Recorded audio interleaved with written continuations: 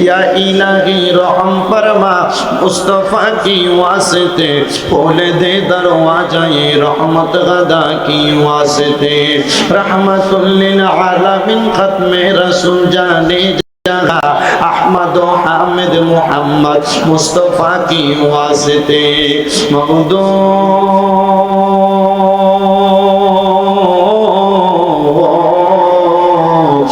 দয়াল আল্লাহ একটু রহমতের নজর কইরা তাকিয়া দেখেন গো আল্লাহ।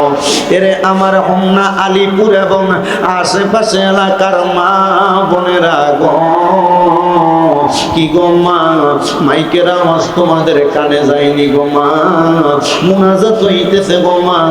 আমিও দম গুনাহগার শামীম হোসেন রেজার সঙ্গে তাড়াতাড়ি তোমার ঘরের একটা কর্নারের মধ্যে নামাজের মুসল্লা বিছায়া প্রজেক্টরের অন্তরালে জানাছো তাড়াতাড়ি আল্লাহর দরবারে দুনিয়ার কর্মব্যস্ততা বন্ধ করে দিয়া আমিন আমিন করে দুইটা হাত বাড়াইয়া দেও গো মা। আমাদের বিশ্বাস আছে গো মা আমার আল্লাহ একটা হাত খালি ফিরাইয়া দিবে না। জানি না রে আল্লাহ কোন ভাই বাবা মা বোনের জন্য জানি গো আজকের এই মুনাজাত জীবনের শেষ মুনাজাত করে হাত বাড়াইছি। জানি না রে আল্লাহ কোন ভাই বাবা মা বোনের জন্য জানি গো হালগার আলীপুরের মাহফিল জীবনের শেষ মাহফিল হইয়া গেছে। জানি না রে আল্লাহ কোন ভাই বাবা মা বোনের জন্য জানি গো তাদের এলাকার কবরস্থানের মাটি লাফালাফি করে। জানি না রে আল্লাহ কোন ভাই বাবা মা বোনের জন্য জানি গো বাঁশমুড়ার বাঁশগুলা পাইকা লাল লাল হইয়া গেছে। জানি না রে আল্লাহ কোন ভাই বাবা মা বোনের জন্য জানি গো হোমনা দুলালপুরের বাজারের কাপড়ের দোকানে কাপড় গুলা কাইটা রেডি কইরা রাখছি। ডাকলে নি জুড়াইব মন জপলে নি পান ঠান্ডা হবে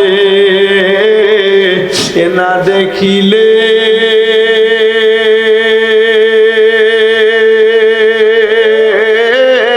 দুই নয়নে নয়নে রে আল্লাহ করো আল্লাহ জাগালয় তোমার মনে। তুমি তোমার বন্ধু আদম নবীর সঙ্গে কইছিলা কথায় আল্লাহ আরাফাতে নিয়া আমরার সঙ্গে নি কইবা কথা গো ও আল্লাহ আজরাইল পাঠাইয়া গো আল্লাহ করো আল্লাহ জাগালয় তোমার মনে। তুমি তোমার বন্ধু ইউনুস নবীর সঙ্গে কইছিলা কথায় আল্লাহ মাছের পেটে নিয়া আমরার সঙ্গে নি কইবা কথা গো ও আল্লাহ সাদা কাফনে ঢুকাইয়া গো আল্লাহ বড় আল্লাহ জাগালয় তোমার মনে। তুমি তোমার বন্ধু ইব্রাহিম নবীর সঙ্গে কইছিলা কথায় আল্লাহ নমরুদের আগুনে ফালাইয়া আমরার সঙ্গে নি কইবা কথা গো ও আল্লাহ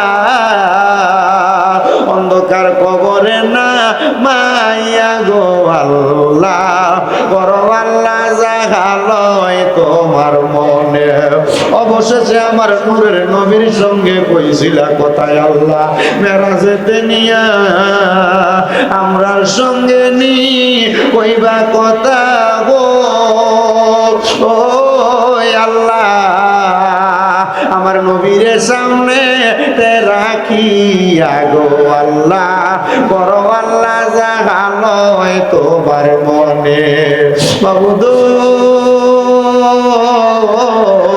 মায়ার নজর করে তাকে দেখেন গো আল্লাহ, এই আলিপুরের মাদ্রাসার মাহফিলে কে জানি হাত বাড়াইছে, কার জানি জগতের মধ্যে আব্বা নাই, যেই বাবা রিক্সা চালাইয়া মাটি খাইটা মাথার ঘাম পায়ে ফালাইয়া পরের বাড়িতে বদলার কাম কইরা সন্তানরে মানুষের মতো মানুষ করার জন্য আব্বা পরিশ্রম করছে। এমন আব্বা যাদের অন্ধকার কবরে রে আল্লাহ, আব্বার কবর জান্নাতের বাগান বানায়া দাও। ও দয়াল, করিয়া তোমার দরবারে আজকের মুনাজাতে কে জানি হাত ধরাইছে, কার জানি জগতের মধ্যে মানায়, যে মা 10 মাস 10 দিন গর্ভে ধারণ কইরা সন্তানের প্রসব বেদনা সহ্য করতে মার বড় কষ্ট হইছে। এমন মা যাদের অন্ধকার কবরে রে আল্লাহ, আমার কবর জান্নাতের বাগান বানিয়ে দাও আল্লাহ। আজকে 3 দিন হয় কোরবানির ঈদ চলে গেছে। অনেক সন্তানেরা কোরবানি দিছে, মা বাপ দুনিয়াতে বাইতে থাকতে কোরবানি দেওয়ার সামর্থ্য ছিল না। দয়া, একটা ছেলে দুবাই থেকে কল দিয়া মাঝে মাঝেই দোয়া চাইতো। ওই ছেলেটা আমারে কত কয়দিন আগে ফোন দিয়া কইতা হুজুর, আমার আব্বা জান ঘরের গাই গরুটা বিক্রি করে আমার বিমানের টিকিট কাইটা আমারে পাঠাইছে।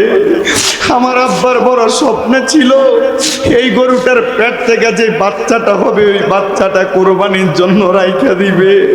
আমি আমার আব্বারে কইছি, বাবা আপনি না কোরবানির নিয়ত করছেন, আপনি দি গরুটা বিক্রি করে দিতেন। হুজুর, আমার আব্বা আমার এয়ারপোর্টে নামাইয়া দিয়া যাওয়ার সময় বলতে, পুত্রে বিদেশ যে কামাই করলে তোর ইনকামের টাকা দিয়ে আমি কোরবানি দিমু। হুজুর, আমার ব্যাংকের টাকার অভাব নাই, আজকে 3 মাস হয়ে যায় আমার আব্বা আমার ছাইরা দিয়া দুনিয়া থেকে বিদায় হয়ে গেছে। আমার মায়ের ইন্তেকালের পরে আমার আব্বা আমরারে বড় কষ্ট করে মানুষ করছে। হুজুর, আমি 2 লক্ষ টাকা দিয়ে একটা গরু কিনা কোরবানি দিতেছি, কিন্তু আমার আব্বা না।